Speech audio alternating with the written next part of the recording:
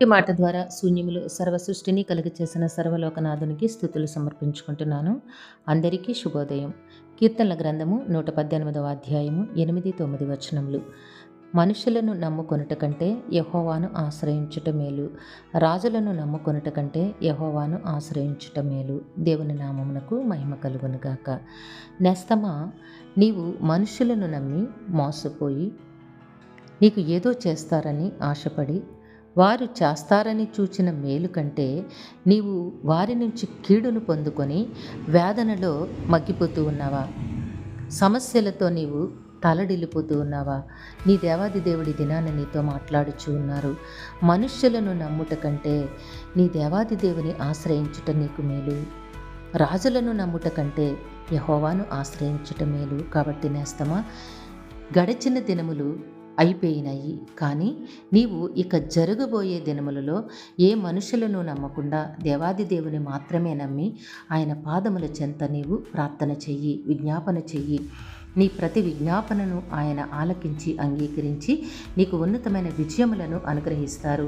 నీకు మేలులు ఆయన ఆశీర్వాదముగా అనుగ్రహిస్తారు. కాబట్టి నేస్తమా, దుఃఖమును విడిచిపెట్టి దేవుని వైపు చూడు, దేవుని సన్నిధిలో ప్రార్థన చెయ్యి. దేవుడు తప్పకుండా నీకు అనేకమైన ఆశీర్వాదములను, మేలులను, నీకు జయములను అనుగ్రహిస్తారు. దేవుడు నిన్ను దీవించి ఆశీర్వదించునుగాక. ప్రార్థన చేసుకున్నాము. కరుణ వాత్సల్యత కలిగిన తండ్రి, కృప కలిగిన దేవుడా, మీ ఘనమైన నామమునకు స్తుతులు సమర్పించుకుంటున్నాము. మీ బిడ్డకి మీరు ఇచ్చిన వాక్కును బట్టి మీకే స్తోత్రములు తండ్రి. మీ బిడ్డ జీవితంలో మేలులు, ఆశీర్వాదములు అనుగ్రహించి మీ కృపలో జీవింపచేయమని మీ కాళ్ళు పట్టి వేడుకుంటూ ఉన్నాము.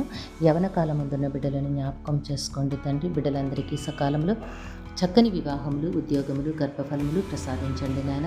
పరీక్షలు రాస్తున్న బిడ్డలకి ఆరోగ్యమును, ధైర్యమును, జ్ఞాపక శక్తిని ప్రసాదించి పరీక్షా సమయంలో ప్రతి ప్రశ్నకు సరైన సమాధానమును రాసి ఉన్నతమైన విజయములు పొందినట్లుగా దీవించండి. ఈ దినము పుట్టినరోజు, వివాహ దిన మహోత్సవములు జరుపుకొంచిన బిడ్డలందరికీ మీ ఆశీస్సులు, దీర్ఘాయుష్ను అనుగ్రహించండి తండ్రి. మా ప్రియులు చేస్తున్న పనిపాట్లలో నాయన, ఉద్యోగ విధులలో, వ్యాపారములలో, ప్రయాణములో తోడుగా ఉండి మీ ఆశీర్వాదమునిచ్చి నడిపించమని వేడుకుంటూ ఉన్నాము.